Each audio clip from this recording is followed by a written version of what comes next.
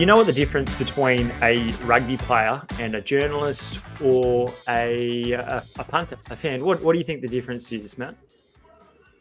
Current rugby player? Just the difference between a rugby player and a punter? Probably the amount of digits on a scale would help. Possibly. Yeah. That and also a rugby fan doesn't just tune off during an off week. They don't have a bye like a rugby player. And you're still very much a rugby player. And last week, some people might have forgotten, but you decided it's not to have a bit of a no-show. And to be fair, Ryan Smith steps up and is a brilliant co-host. Yeah, look, I'm actually glad you went there. I was actually in Papua New Guinea raising money for a local rugby team. So whilst you may have got me in terms of a no-show, I was out there spreading the game. Had a little bit of a golf day, which was good. First time I'd ever been to PNG. It was good fun. So apologies, but yeah, just busy growing the game. So yeah. Guilty. Well, okay, you've got me there. I wasn't actually aware of that, but fair play. So are you the man to stop Peter Van Landy's dead in his track and introduce rugby union rather than rugby league to PNG? Yeah, 100%. No, God, it was interesting though, going over there. They're obviously talking about it and sort of the compound and all this kind of stuff. Yeah, it's interesting. They'll be absolutely mad for their league. One thing I did notice was league was just constantly on, whether it be like a cafe or a bar, middle of the day. It was very noticeable that there was no rugby on, albeit a little bit of a break for the Olympics. But yeah, a little bit of a stark reality, a bit of a contrast there. But hey, I reckon I can take on the Horseman or whatever Eddie called him. I love that. Shout out to Will Genia then. I think he's been away as well. But Willie was there, yeah. He was there, was he? Yeah. Will and I went, as I said, raising funds for a local rugby club there. So a good mate of mine, Aidan Toa, he played for the Brumbies, the Reds. And the Reds, yeah. Yep. So he's doing a lot of good work up there and coaching and setting up all sorts of stuff. So we all went up and had a good time. Any good stories between the three of you? Any highlights? Will's very boring, so there wasn't much. I might have got a bit carried away on the golf day because it was a golf day, and at the end of the round, you give the golf balls away, and I felt like, all big shot of giving golf balls and tees away, and I had a few beers and I ended up giving my whole golf bag away with the clubs and everything. So I've come back. My wife's come and collected me and she's like, "Oh, where's your luggage?" I was like, yeah. I've come home light. Yeah, I know. So it was very much a charity day. So yeah, a few beers deep is the time to strike. It was really cool. It was really special. You got some amazingly talented athletes there and guys playing with like these Wilson old clubs and still plus markers. Like it's just it was really cool and mate, I genuinely eye-opening. I loved it. Had an amazing time. How good's that? All right. So a lot happening on this edition of the Roar Rugby Podcast. It's the start of the Rugby Championship. That's why we're here talking about it. The Wallabies to take on the Springboks Saturday afternoon. Footy in Brisbane, Suncorp Stadium, 52,000 people expected. It's expected to be a sellout. So how good is that? That'll kickstart proceedings with the All Blacks to follow against the Pumas. There's a bit of selection drama. There's new faces into the camp, both with the Wallabies and the All Blacks. 22 World Cup winners, just a lazy 22 World Cup winners with the Springboks and Rassie Erasmus. So a lot happening from a 15-person perspective. The Waratahs have got a brand new coaching staff. Dan McKellar has unveiled that officially on Monday. We at the Roar broke that news on Friday. And unfortunately, so close yet so far for our Aussie Sevens sides with both the men and the women. Fourth place finishes, heartbreak in Paris. France, seriously, we're not going there ever again, are we? That and a lot more on the Roar Rugby Podcast.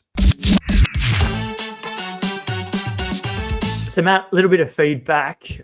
We've had some comments and a couple of positive ones, I think, anyway. First one, a shout out to Dan Crowley. I'm sure he goes by Daniel Crowley, but he actually, in fact, went to university with my old man. And I can't believe that. I'm sure the two of them wouldn't recognize each other if they walked on the streets, having looked at my dad recently. But he did say, I love your podcast. I download and save it and listen to it every episode. So keep up the good work. So thank you to Dan for that nice message. Another one as well left on the Apple podcast reviews from Gallifrey Hutch. I'm not quite sure who Gallifrey Hutch is, but really love the show. Also love the website, but putting up this review because he's not a huge fan of my boss, Tony Harper.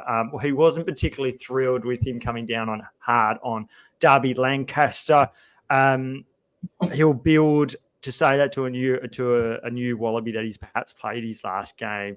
Is everything wrong with Australian rugby? DMAC played poorly against Australia last year. Probably should dump him, right? Of course. Not.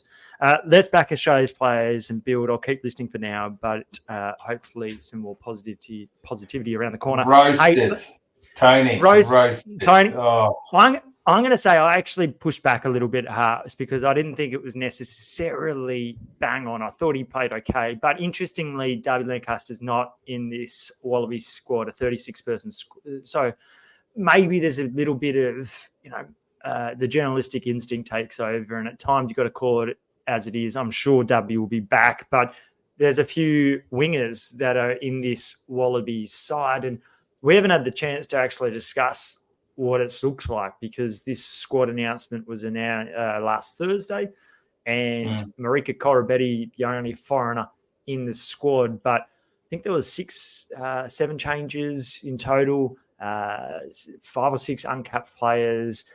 They go from Corey Toole to Max Jorgensen, who, of course, went on last year's World Cup forgettable tour and tournament, to a bunch of new back rowers. And this is because Fraser McWright's injury, which we broke a bit more than a week ago. But Carla Gisano, Luke Reimer, a friend of the pod, if you remember, he came on earlier in the year, and Sarah Uru in as well. So a whole bunch of new faces in this squad. Angus Bell returns as well, which is definitely a positive for the Wallabies.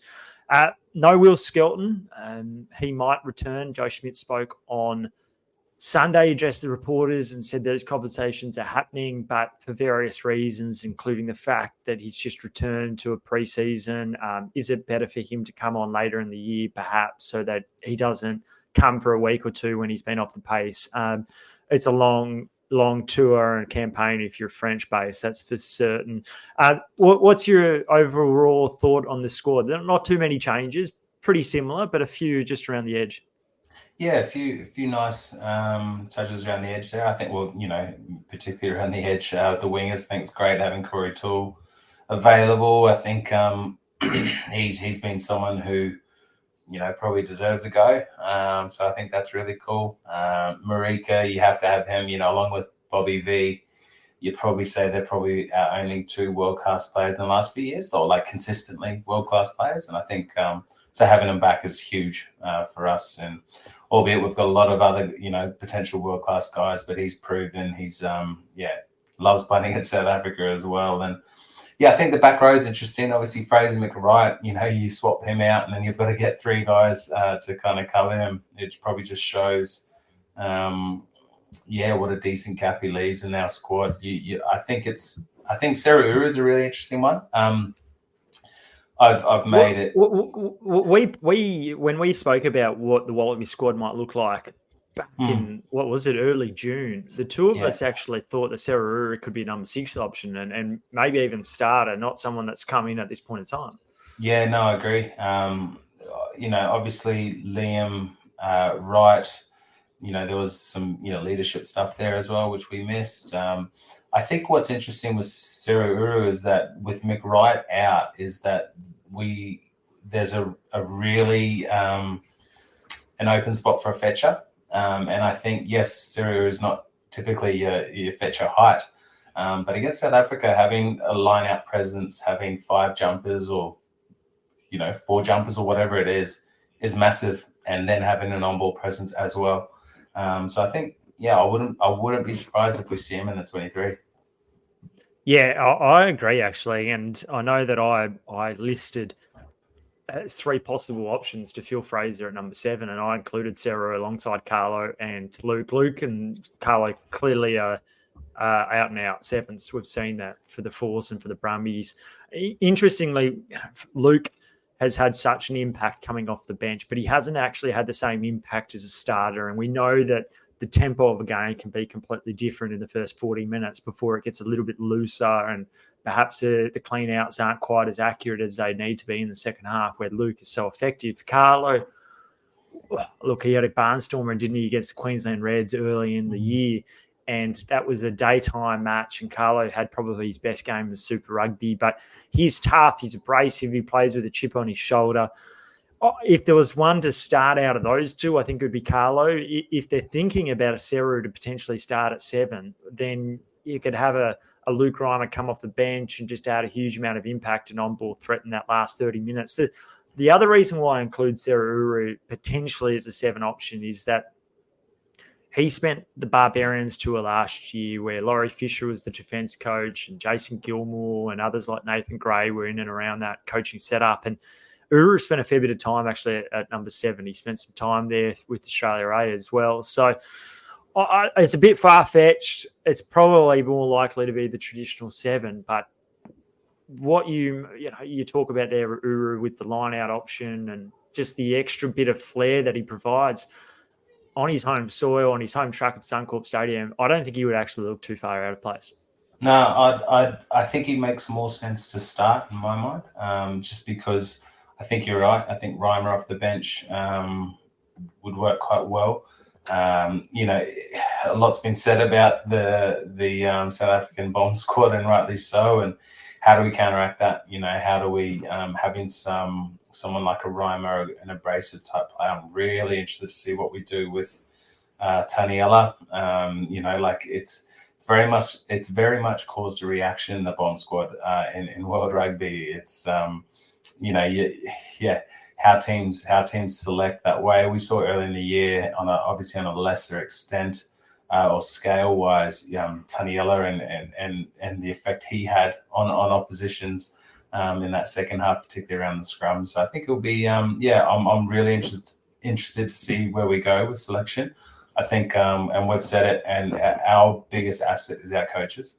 We've got 3 very experienced coaches with Jeff as well, and I'm genuinely excited to see how the selections pan out, because it's kind of cool seeing where these really experienced heads, the way they're thinking about the game. I spoke to Brandon Pangramosa last week. He just come back from Perth. It was great for the Western Force to offer him up to let me speak to him. And he spoke about just that force that Taniela offers at the scrum, and the fact that, everyone's searching for that weak shoulder, and maybe they do push the boundaries with the dark arts about perhaps coming in from the side a little bit, but everyone does it, and everyone does it in France. And there's 10 Tanielas, but the difference that Taniela Tupou has is that sheer power that no one else really in World Rugby possesses. Do check out that story if you're interested more, because Brandon, and he's such he's the sort of guy that is such a likable character, but he gave some great technical analysis on the pod last week, which I thoroughly enjoyed. Taniela, would you start him knowing that you probably need to make a statement early on, or would you look for an Allen?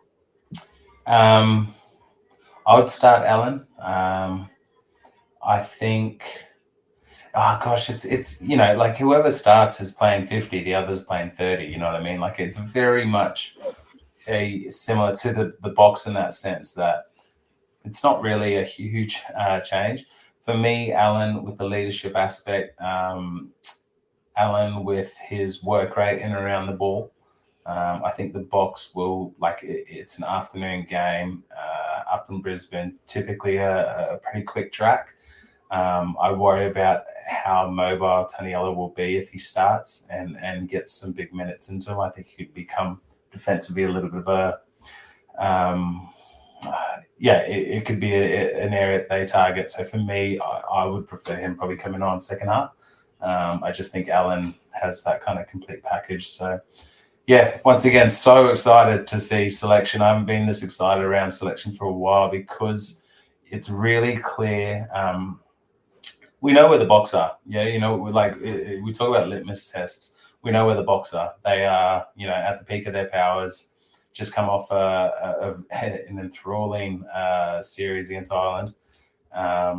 And so we know where they're at. As you said, 22 World Cup winners. And we're unsure where we're at.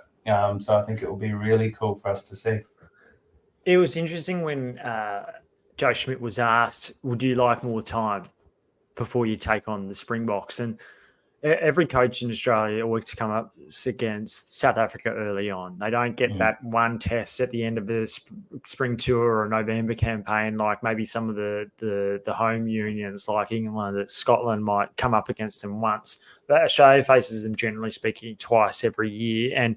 And sometimes those home unions don't even take them on. So it's both a blessing and a curse probably that the Wallabies take on the All Blacks in South Africa so often. But do you think it's a good thing for Australia off the back of 3 wins at this point in time? Would you prefer to find out exactly where you are against the Springboks, or would you actually like a couple more matches before? Because Joe said, oh, look, I probably know South Africa and New Zealand more than I actually know my own team. So he said I have to be candid about that. But it probably says a little bit about where, maybe tempering expectation ahead of this game.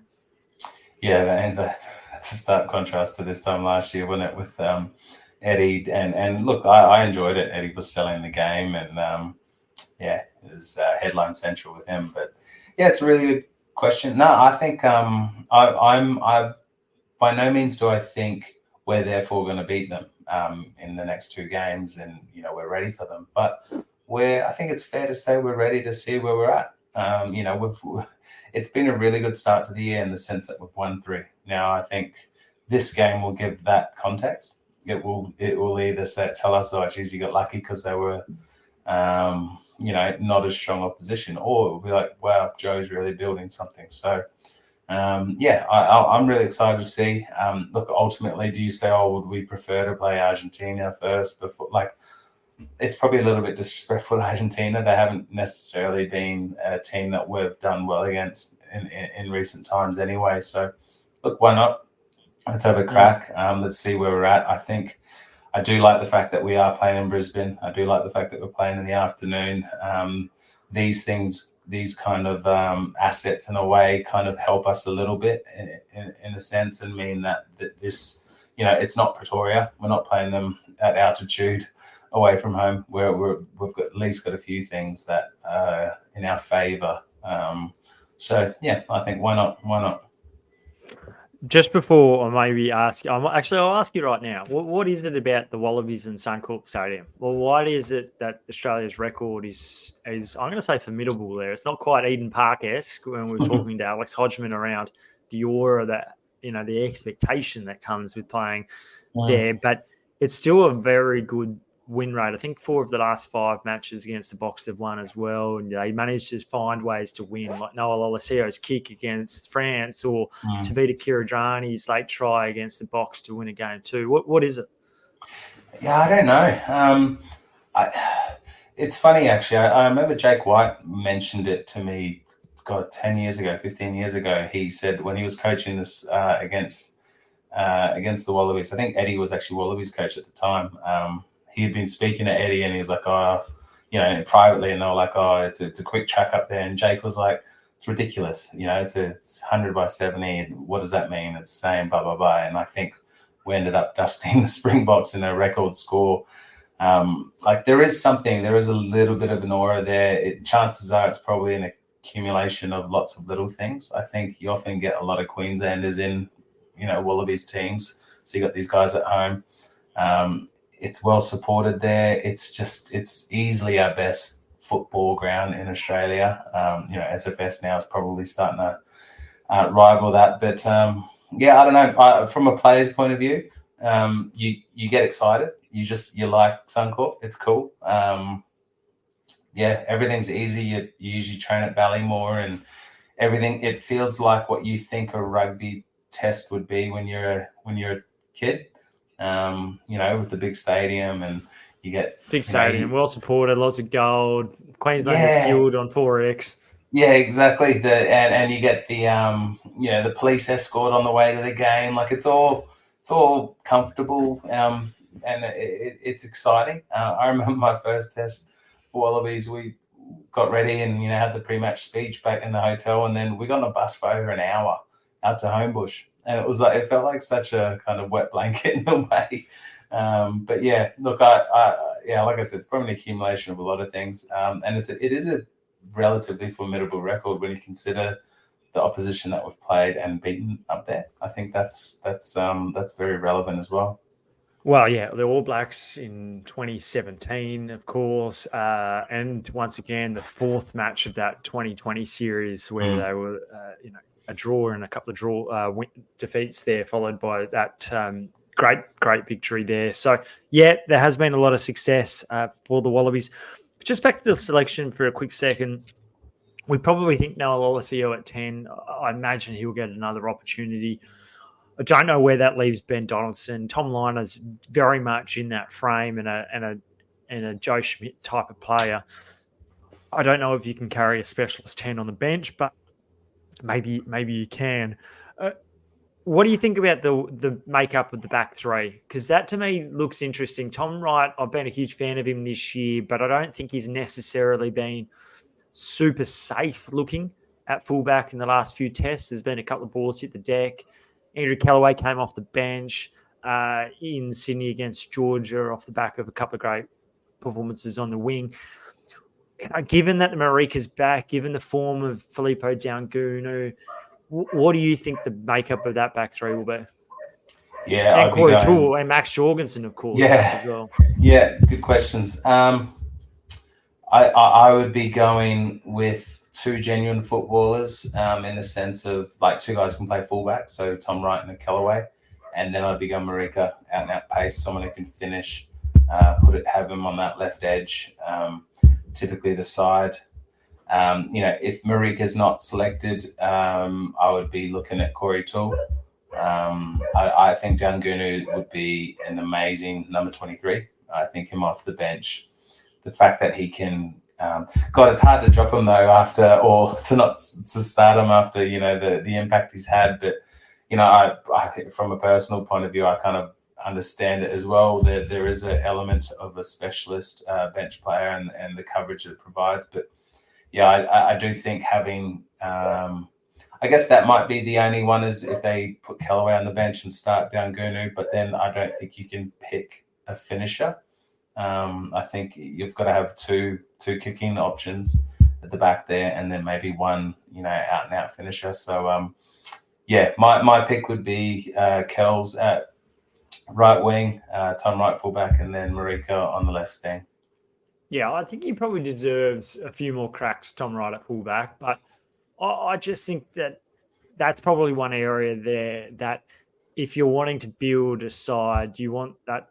Once upon a time, you could just bank on Israel Folau taking the high ball, couldn't you? And that was such a feather in the cap of the Wallabies that, Folau's at the back, safe as houses. And if you're safe at the back, I think that does help you a lot. What Folau didn't have was a boot, and he certainly didn't have a playmaking, necessarily an instinct, but he had the best palm going around and was just so lethal one-on-one that could create an overlap too. So didn't always work out. We know that bomb try with Bernard Foley against Argentina on the Gold Coast. But I think that is an area going forward where think about the Hugo Keenans and the Rob Carneys that featured heavily under Joe Schmidt. They were so safe, weren't they? So I would hope that Tom Wright has a big game ahead of him. I think that'll be necessary. It'll be interesting to see who's at fullback for the Box. What do you think about this South African side? Where do you think? I know you're close to a couple of the guys in that Box squad, the Peter Steph Toits of the world. Unbelievable player. Saved his best game in 4 years in that World Cup final against the All Blacks in France. But see, Khaleesi comes back. There's guys that are fit that weren't expected to be fit, like Peter, like Malcolm Marks, who'll probably play in Perth a week later, but Cheslin Colby's another. There's so much finishing ability, but also experience in that squad too. Yeah, I think it's a team at the peak of its powers. I really do. I think maybe later this year to next year there could be a lull, like if there's a time to get them. But that being said, I'm certain that Rassie's got that figured out in the sense of bloody new caps. He already spoke about a post-World Cup, about an Eben and even a Sia, whether they're going to be around at the next World Cup, and the South Africans are so methodical in how they pick it. They, once again, I refer to Jake White. He used to select his team and would, the key stat he would have would be caps and age. He was really big on that, and he's just, you can't deny that. And so, I think they're at the peak of their powers. I really do. I reckon they'll really be up for this. I think it's known that they struggle in Australia. And they might get a win here, but often their performances they struggle, and in particular in Brisbane. So I think this will be a big one for them, particularly after a loss against Ireland. I think they'll be well and truly up for it. So it's this South African team, I think, will go down with the This I just saw your text telling me to watch my mic.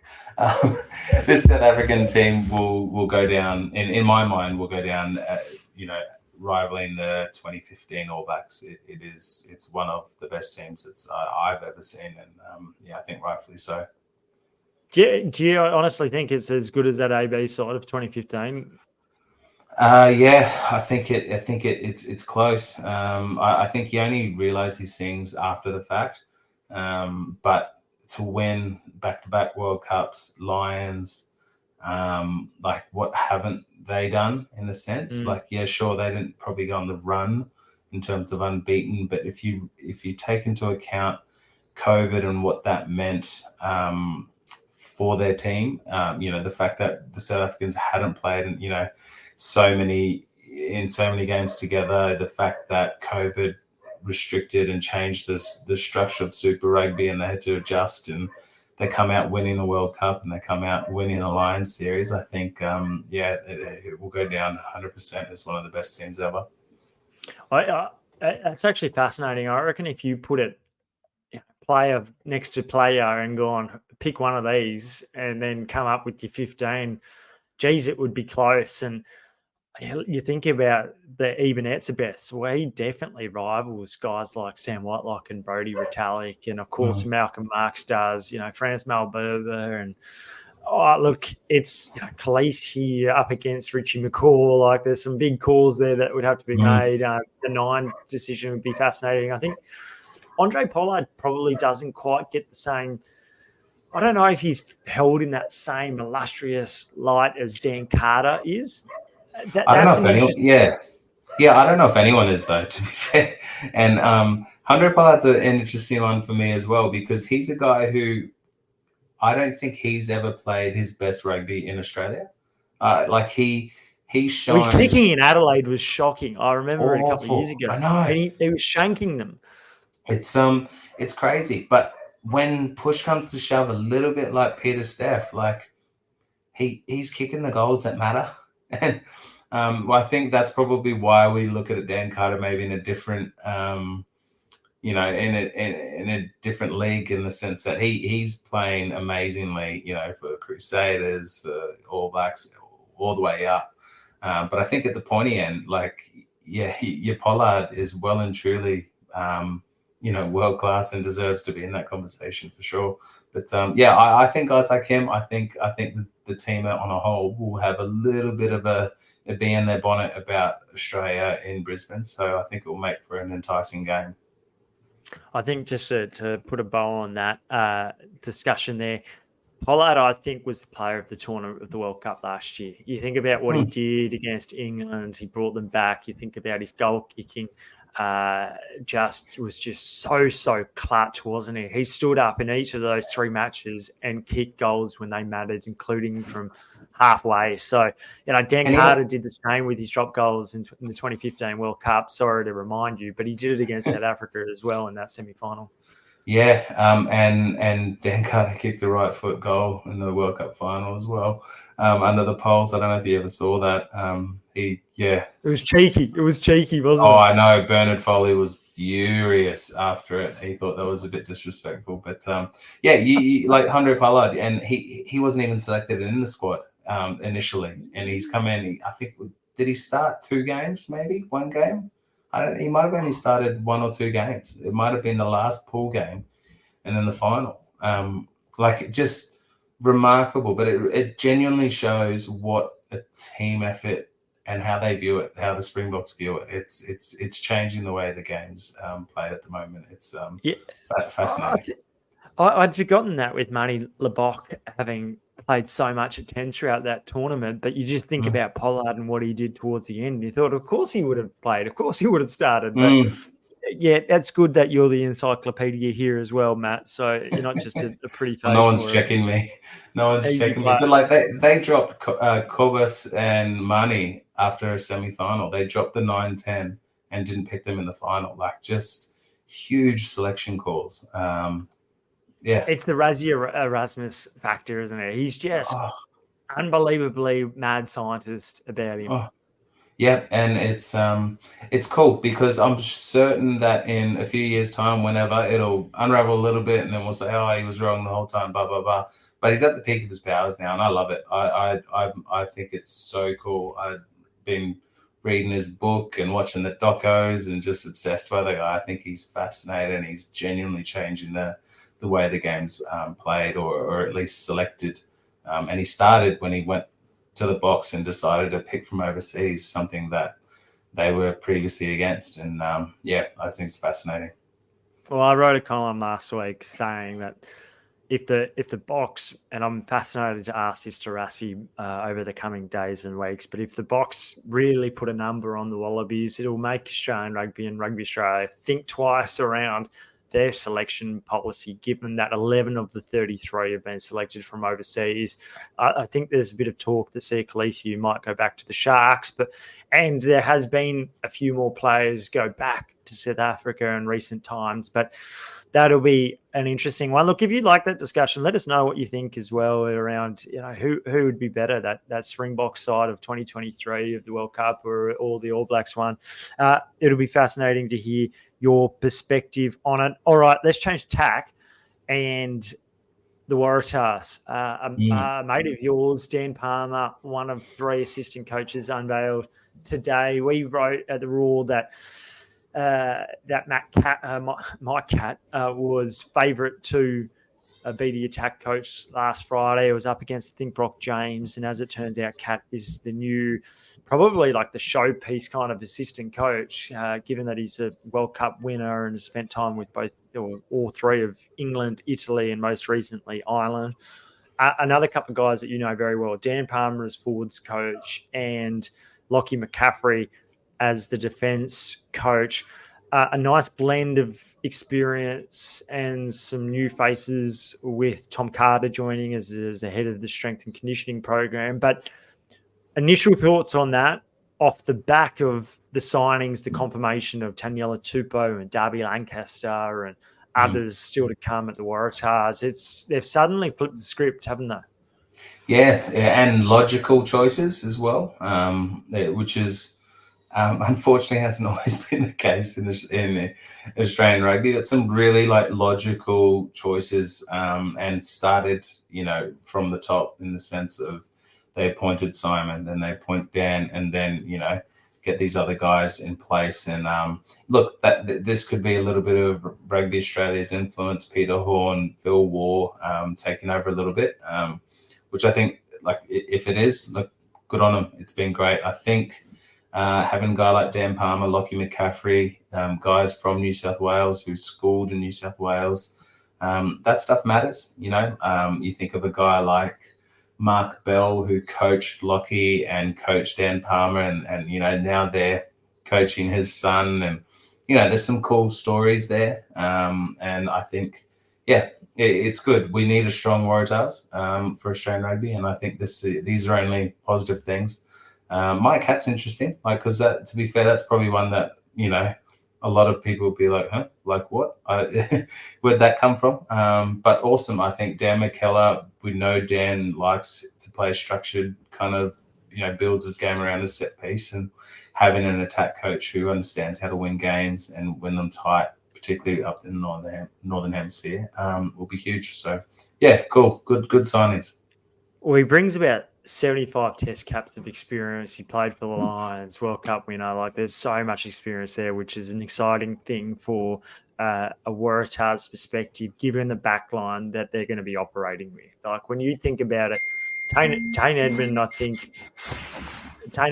think will have a good track next year. I can see him being one of the big movers behind a forward pack that hopefully gives him some momentum. But when you've got guys like Joseph Suwali, Andrew Kellaway, you think that there's going to be, Jake Gordon still at 9, Dylan Peach, Darby Lancaster. That's some serious quality that's in and around that squad that the Waratahs will be hoping. They've had backlines that looked good in the past, but cohesion and building that overnight will be probably the big challenge. But at the very least, it's nice that they've got two massive stars that the Waratahs can hopefully sell games off, that being Suwali and Tanya Latupo up front. So, a couple more signings to come with Ben Grant, I think, going to be landing there from the Hurricanes. He's been a bit of a journeyman across Australian rugby via the States, but I think he'll find a home with the Waratahs, and Isaac Kalia as well. Will probably be announced over the next week or two with the Waratahs. So you bring back a Lambert and an Angus Bell and a David Parecki far out. There's some serious talent there. They've got to go up the power rankings. Yeah, I think so. And it'll be interesting. I'm also really interested to see the selections that Dan McKellar and Simon find the kind of the glue in the team. I think of 2014, that kind of like Matt Carraro type 13, old head who's been around, Scott Fardy, who to be fair went and played for the Wallabies, but these kind of guys who are really crucial to squads, in particular in the back line. Like they might not start in the first game of the season, but by the end they're often starting if there's a few injuries or they've played themselves, played their way into it. So really interested to see who they get around the fringe, because those guys are so important over the course of the season. And they've been lost to Aussie rugby. It wasn't just Carrara, but that's a really good point. But it was the McKibbins, it was the Chapmans, the Welleses that were brought in to add some starch and some experience to a bunch of young pups, really. Okay, lastly, the sevens. It was disappointing, obviously. The fourth place finishes. The men probably still exceeded expectation. The women clearly didn't. The men would feel like they've been hard done by the ref there. I don't think there's a knock on in the tackle, and then there's a red card a moment later to Nick Maloof. That's a shocker, and it certainly swung the game. The women, just moments. I think if they had their time over again, they're not playing on quickly against Canada up 12-0. They're taking a set piece and they're just going to, we'll slow this down. We'll pass to Maddie Levi and she'll score and make it 17 or 19-0 up. There's probably tiny moments there. And then there's the pressure that builds that when you attack the breakdown so much, you start putting numbers in there and then you concede points out wide. There's moments there that you think that they've probably gone away from the Tim Walsh game plan. But how did you reflect on it? Yeah, you've summarized it pretty well. It like, I don't know, maybe we thought the guys were maybe overachieved, but not many people within that camp would have thought that way. I think if we've followed, the guys have, yes, they've been the bridesmaids a lot to the girls, but they've been really improving and playing well recently. So I held high hopes for both of them getting a medal. I thought if the guys could get a medal and then the girls into the final, that would probably be, you'd be excited. But it's, it's sport. It's it sucks. That bit sucks. But yeah, it just, if anything, it heightens how amazing they were in Rio. But yeah, disappointing in that sense. But I thought they did us all proud. They gave it a red hot crack. Yep, there's times where they could have done a bit better and all that, but it's a very competitive game. Obviously, the nature of the game, it's small moments, but to be playing against the US and Canada and lose like that, it just shows how much of a global game it's becoming. Well, I'll tell you what as well, the other thing with the United States snatching a bronze medal is the fact that they've just skyrocketed in popularity. And you think about some of the players that they've not necessarily unearthed, but for the wider audience that doesn't know people like Iona Ma, yeah, she's got 3.1 million fans and followers at the moment on Instagram. And it's just nuts. I'm a fan of the game, and I had never heard of. I thought it was someone was G me up, and that this this lady had more followers than the All Blacks, and I go on it, and she's hilarious. She's like proper funny, and yeah, it is. It really is. And yes, of course, we're dying for some success in Australia, but on the whole, the game of rugby growing in that sense, particularly with the World Cup. Coming up in the States soon, and then the Olympics, like these things are important. The game is promoted this way. So yeah, look, positive aspects of it for sure.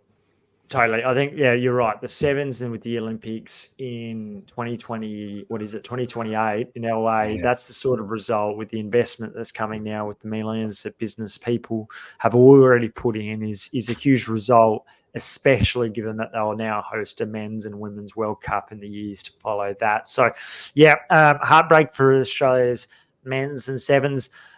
In Paris. Let's hope a better result from an Australian perspective this weekend. Sargencorp Stadium. If you haven't got your tickets, you better get them very soon because it's just about to sell out from my understanding. Thanks, Matt. Good to have you back. Great stories around building the game in PNG. My sincere apologies for having a little crack there at you, but I'm glad I had something ready though. Now I look like the guy who went and donated some golf clubs and gave his time away. So it's just helped my image. Oh god, I'm losing it now. All right, until next week, and perhaps a rapid fire edition with summing up what happens on Saturday afternoon. But until then, I'm Christy Doran. Thanks for your time. Cheers.